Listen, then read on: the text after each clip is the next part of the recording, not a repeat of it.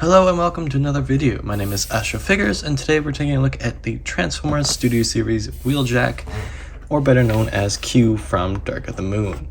This is going to be pretty exciting because this will be my first Bayverse Transformer that I'm looking at in this sort of collection of videos I've been doing. We're starting off with Q. So first up, this is the box right here. Looking at the front, the figure is quite a bit more gray than I would have liked. I want to kind of see how that will translate when it's actually in hand, but I was kind of hoping for more blue in the chest, or at least some silver, but again, we'll see in the actual in-hand review. Pretty cool pictures of Q there. We have him in the robot mode, lots of different gears and stuff going on. His like kind of crazy blue hair going on there, and then his alt mode there, so that's pretty exciting. Looking at the back of the box, we have the product shots here with the blue Mercedes here. Transforms into 23 steps from robot to car mode, or vice versa. You can have a look at some of the accessories that he comes with. In the top left here, we have Q. This is the scene, I believe, where he gives the new weapons to Ironhide, if I'm not mistaken. So overall, pretty cool. You do have the official Mercedes logo, just to identify that it is a official kind of vehicle mode. So without further ado, let's jump right into the video.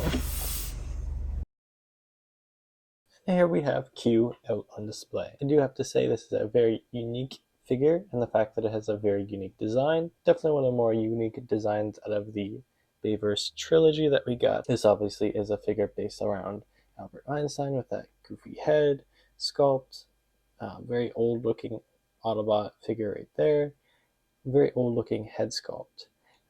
Moving through the torso, you have very nice detailing here with the bunch of different straps, and there's some tools hanging off of him, some of the gold detailing there. Looking to the side skirts with some gadgets there hanging off the belts. Overall, it is a very unique design. I do love the use of the car bumpers, or the car side of the front of the car there on these shoulders. Very unique design from that aspect. But with this figure, I feel like it definitely misses the mark. There's a lot of gray within this figure, and I think looking into the chest, there definitely could have been more color put into it, even if it was a little bit of silver for like the tools here, or even a little bit more gold, maybe up here in the chest region towards the neck, just to help make something stand out. Overall, like it's such a gray figure that there's a lack of paint, and I feel that it kind of lessens the impact of the sculpt that they're using. All that sculpted in detail is lost in all of the gray. So I think just a splash more of color would have helped this figure tremendously in the design aspect. First off, let's go into some things that I like. Again, even though the head is a absolute weird design, I love that. It's very unique to Q, and it's definitely not something we kind of see in any other of the films, especially with him rocking that blue hairdo, balding on the top with the blue sides of the hair, which is very interesting. The blue of the eyes look awesome, and I really do love the touch of gold there for the teeth. Just helps bring out the sculpt there just a little bit better. This is definitely an instance where highlighting a certain aspect of the sculpt kind of brings it out. And again, mentioning I do really like those shoulder pads there. It is a really cool design. The arms are very interesting and very mechanically looking, and even the feet down here are very interesting in the fact that they are very unique. They are kind of bulky compared to the rest of the figure, but are pretty cool. And again, the side skirts as well were very nice with the little gadgets there hanging off. Is an asymmetrical design, which is really nice, just to kind of differentiate how many different gadgets he has throughout the movie. Now let's have a look at some of the accessories that he comes with. He does come with two, that being his staff and a Cybertronian blaster. First, we'll have a look at the staff. It is very long. It is molded in the same color as the rest of his body, that being that gray kind of plastic. It does make it seem a little on the cheaper end with no highlighting paint details. but that does kind of continue the trend from the rest of the figure. It does come with 2 notches here and here. One is to connect into his arm, which you can kind of use to use as his staff. So kind of interesting. You can have a little playability with the blaster and connect it to the staff to kind of add a little more oomph to his staff. So again, not that great. Looking at the blaster, it is very interesting. Definitely one of the more unique designs for a Sub-Patronian blaster. A circular section that's indented, almost as if you can put something in it. I'm not really sure. Yeah, you can't. I mean, you can kind of put the, if you forced it, you could put the peg into that, but I really don't want to. Up top there, it has a little scope, which is pretty cool. So the staff can weapon storage onto this peg here. So you take the kind of more rectangular or square peg hole and peg it into that hole there. Kind of creates this really awesome, stance for him. What I like to do is have it like this, and it kind of creates a different, look for him, as if he's got a bunch of different projects kind of hanging off his back, which we kind of see throughout the movie, which I do kind of appreciate. So the elbow here is an exposed ball joint, which does not look great at all. It is used for kind of transformation, but it is something that doesn't look that great. There are a couple of bolts or something that are sticking out from the figure. So you have 2 on the legs, and then you have 2 on the arms, one and then the other. They are all used for transforming the figure, but they do not look great. I wish they would have found some way to kind of cover them up. Lack of paint details. You have these sticking out. You have the exposed joint. For whatever reason, backpack doesn't like to actually stay pegged into its slot. It'll stay pegged in for a little bit, then you knock it around a little, and then it's off. So that is also something that's frustrating. And as well, looking at the back of the figure, his backpack just sucks.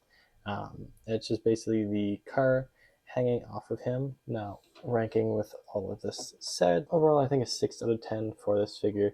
For details specifically would be alright. Definitely some things I would like to have seen. Be more paint details, more attention to hiding some of these exposed joints, or some of these tabs that will allow you to actually rotate the figure in a certain way. I think would have benefited great. Obviously, they can't really fix the issue with the backpack, but again, just something that is unfortunate. But overall, like the head sculpt, the overall look of the figure and the sculpting is definitely very, very awesome to see. I just would have loved to see some of that in more detail. Now looking into articulation, this guy definitely is a disappointment in that regard. So starting off with the head sculpt here, his head is on a ball joint, but it can only look up to about that far, basically as if he's looking straight on. You can't have him looking up. He can look down a little bit of the ways, and of course he can rotate his head all the way 360, but it is disappointing to not get his head above kind of that point. The arms, they are able to move 360. It is on a ball joint, but the use of the the side of the car there is restricting a lot of that movement. You can't really get the figure in a great position with his, hands up. You can only get to about that high, and overall you're just kind of rotating his shoulders like so. Kind of disappointing there. The elbow can rotate 360 as well. This is used in transformation, and then his elbow can actually move all the way to 360. Again, this is part of transformation, and you can move his arm at a weird angle. This is part of transformation, but you can use this in some instances of posing, but it doesn't look too great. Moving down to the body, there is no voice articulation, unfortunately. The legs, we can move the side skirts as well, actually, before we move to the legs. They can move up to about so far, which is actually pretty good. Now, that gives you lots of motion for your figure, so you can kick them basically way past 90 degrees, which is nice. And then for actually moving back, that's about as far as you can move back, unfortunately. Even with trying to bend the knee, you can't really pen past that.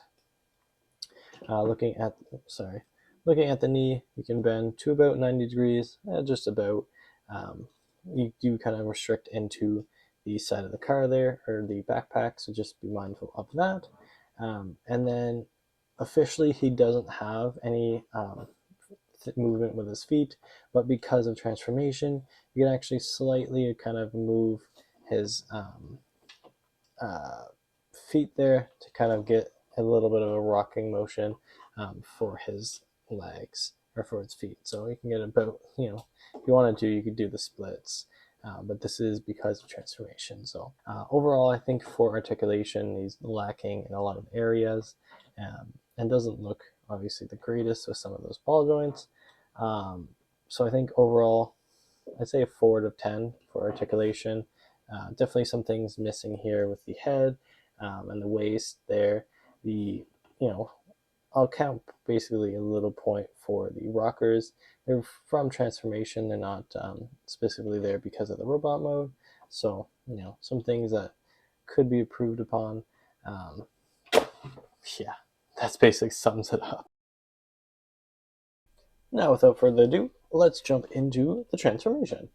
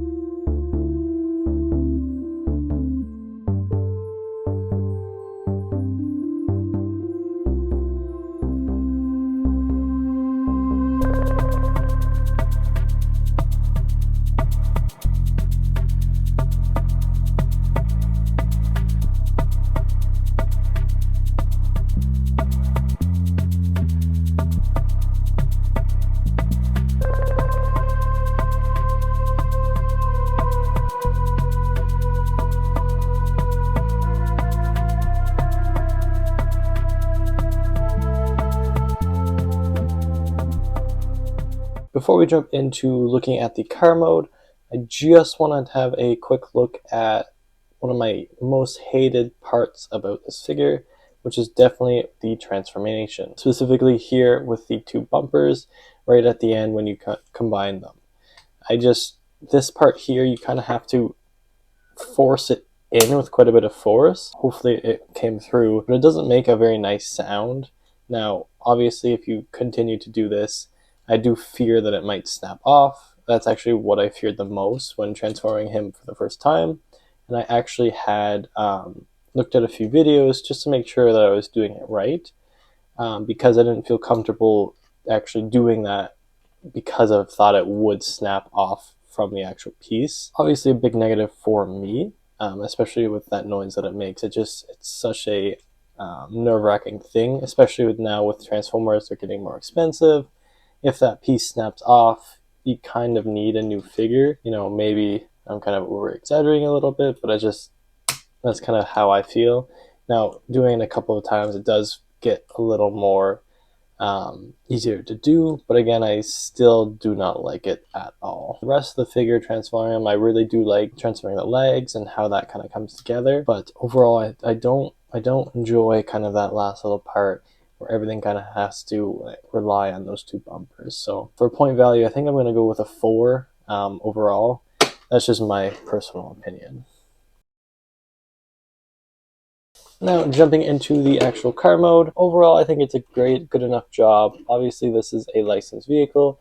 We can see here with the front section with the very beautiful silver and black grille. You can see there the Mercedes logo as well, which is really, really cool. The headlights are in this silver color, and there is a little bit of detail under the grille with kind of these ventilation stuff, I would say. Not colored, but still cool to see that it's molded in. Looking at the wheels there, it is all black with this silver line around it, which does make it pop a little bit.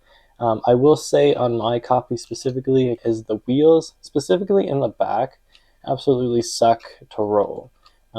The front ones aren't as bad. You can see it does roll a little bit, but the back actually will not roll all that great.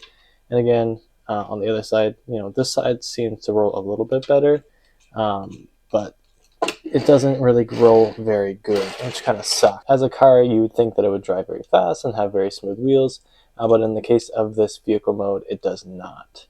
Another thing I should mention is the kind of panel gapping for the car mode. Overall, like the front's not, I shouldn't say it's too bad. It's all right.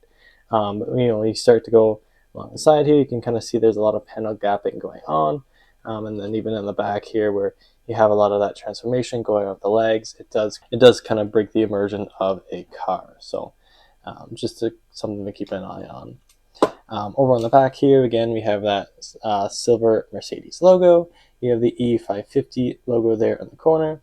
The back taillights are in red, which is a stark contrast to the headlights, with a little bit of silver going on. It would have been nice maybe to get a little bit of yellow in these front headlights, just to kind of match the same kind of style they were going for with the taillights. Just a minor nitpick there. You can see there is molded in detail for the tailpipes, which looks pretty cool.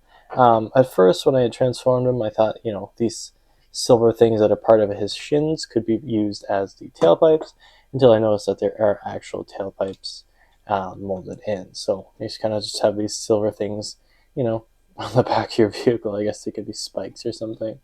But it does kind of detract from that, clean look of the car. So I think overall, it serves its purpose as a vehicle mode. There's a lot of great aspects with the silver detailing, but I think there is some missed opportunities, and the panel gapping is a little noticeable, especially towards the top, the back there, which is a little unfortunate. I think this will warrant a 6 out of 10 for vehicle mode.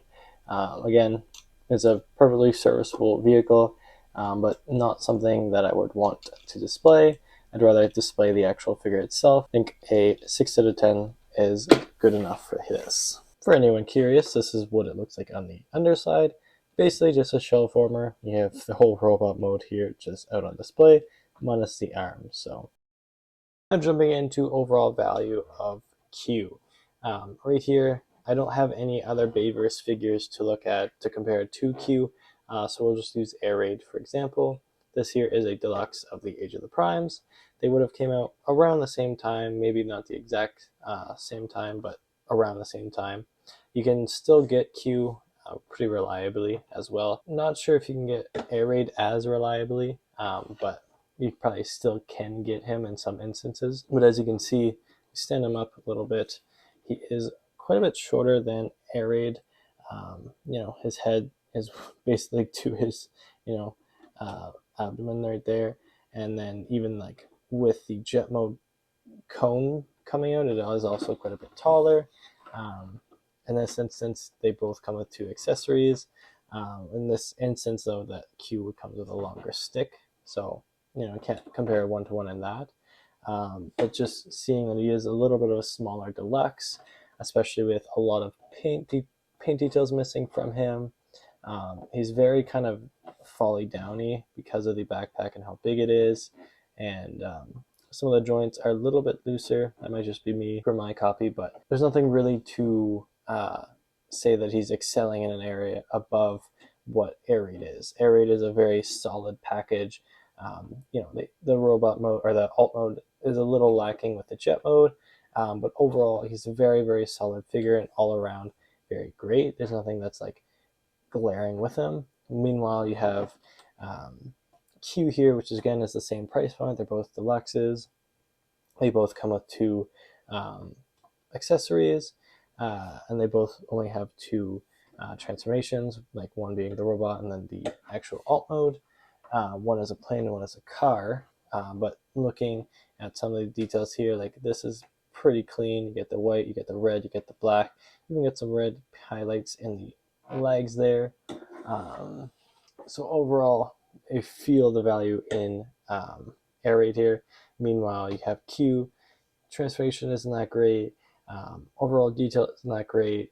The lack of any other like accessories, because some of these areas are lacking there's not even enough accessories to kind of justify what they're trying to sell. Vehicle mode, it's, you know, it's a car mode. It's not something that I would want to display. I want to display the robot mode with how unique he looks, but I do wish that he was, you know, a little bit better for the what you're paying for. So, you know, overall value, I think I'll go with a 5. Just a lot of things are missing for what I would have wanted for this figure.